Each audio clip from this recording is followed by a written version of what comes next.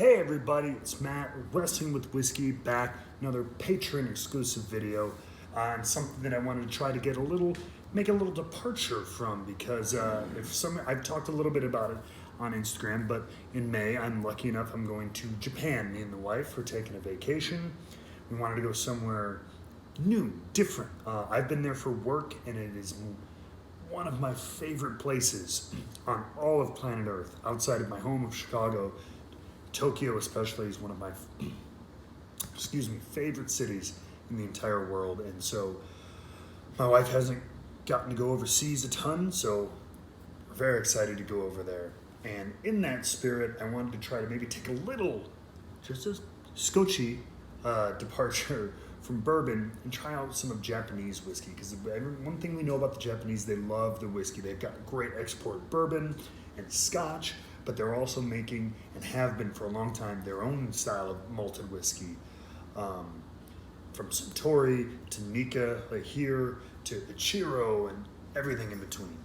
And so today, we're gonna take a little twist on the bourbon rack of the Nikka From The Barrel. This is a non-age stated whiskey, cask strength from Nikka. Actually won a couple of awards last year when it came out, when it hit the market. But who cares about awards, right? But regardless, it was receiving a lot of high praise. And again, I'm generally not a malted guy. Say hello to the cat. That is Isa. But I've been discovering more scotches that I'm really into, in single malts. And so the Japanese have their own version of making it, which I want to learn more about. And so over the next few weeks, you'll probably see me doing more videos, especially Patreon exclusive, of some Japanese whiskeys I'm going to try to acquire, or at least get samples of, and delve and do some research into how it's different the way that they make things. Hopefully, I might be able to convince my wife to let me go visit the Yamazaki distillery, take a little day trip out to Kyoto from Tokyo. So we'll see, but don't tell her. But for today, we're going to try the one Japanese whiskey I do have in my collection of bourbon and rye, and that is the Nikka From The Barrel. Like I told you, it is cask strength. This one is 51.4% ABV. You know, it's about 102, 103, 750 ml. You know, it doesn't really give you no story, no description. I kind of like the bottle. It's square, very plain. Made by the Nikka Whiskey Distilling Company in Japan. You know what I mean? No stories, no BS, no nothing. Got to give it credit to the Japanese for the power of efficiency. So let's take a dive into this. Cheers, everybody.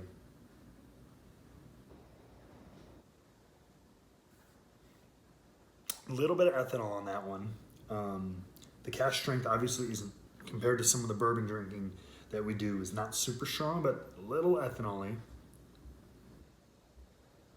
But there's some nice, like, honey on there. And these malted whiskeys, I get a lot of fruit and honey on these, especially when compared to the dark, more bold caramels and vanillas and tobacco-ness of bourbons. These a lot, apples, honey crisp. There's that malted grain for sure, which gives me like a nutty, almost sweet honey, brown sugar, herbal notes in there as well, as you would expect from, again, malted whiskey. But super sweet, like, again, there's a little bit of ethanol there, but it's not punching you in the face.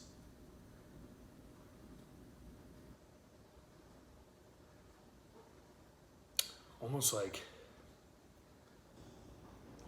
fresh baked bread in there too. Just very warm overall. As you would expect, there's nothing too harsh in these these malted whiskeys. It's a very round, smooth. I hate that word. But in this case, you know, these aren't very sharp and bold flavors like we're used to in America. Let's take a taste.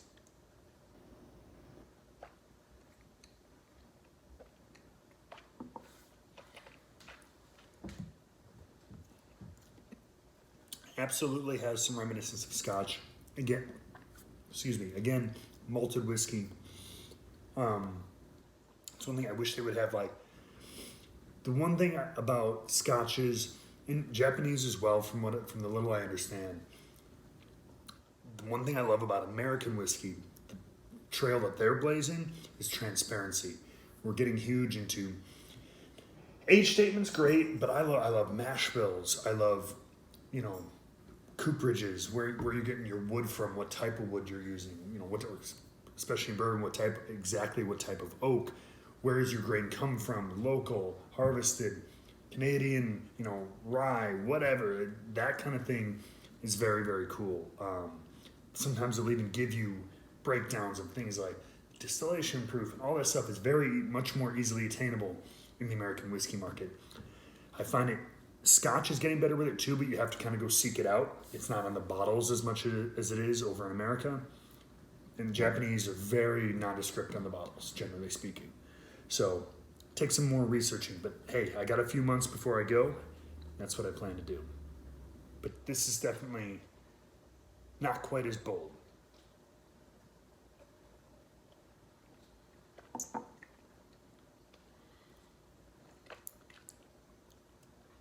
That being said, spicy candied apple rings through on the entire sip. Decent mouthfeel again, because it does not, I'll admit it, it does not feel watered down. The barrel proof is not super high, so it's extremely palatable. Finish, again, for the lower proof and everything, is surprisingly long. There might be a decent amount of age on this. I wouldn't guess super old. I would guess in the 8 to 10 year range though. But it's a nice, subtle finish. It lasts a little while. A lot of more fruity herbal notes on the roof of your mouth and everything after that.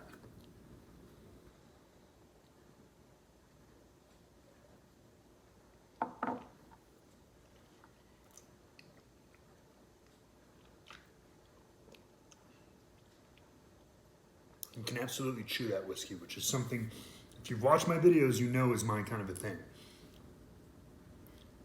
And then it'll sit with you for a little while. Going from honeydew, and then crisp like apple and pear almost. Going through and more, starting kind of in the front middle of the palate, working its way into the back of the throat.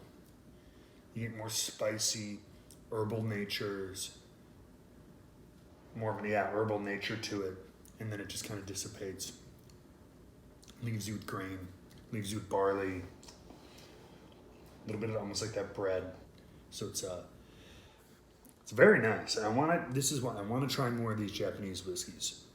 So this one is was relatively readily available when I got it. Like, it was not a huge hard find when I first acquired it last year. And then it won the award, and I still saw it around Chicago for a bit. Don't know how much I've seen of it lately, but again, I haven't been looking at Japanese whiskey a lot. So seek this out if you're looking for something different. It's very reminiscent of Scotch, but this is a very nice, crisp, fruity, honey-flavored whiskey. And again, highly awarded, very accoladed, and when I remember, I think it was $60. So I would recommend you checking this out. If you, more importantly, have any Japanese whiskeys, I asked on Instagram, but I'll ask you, my patrons, directly. If you have any Japanese whiskey recommendations, I would love them. I want to delve into this world before I head over there.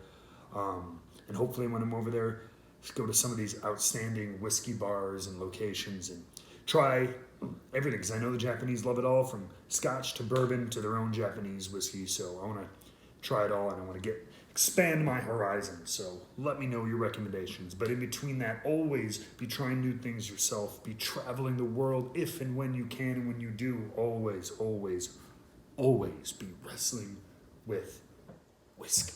Yeah. Thank you, guys.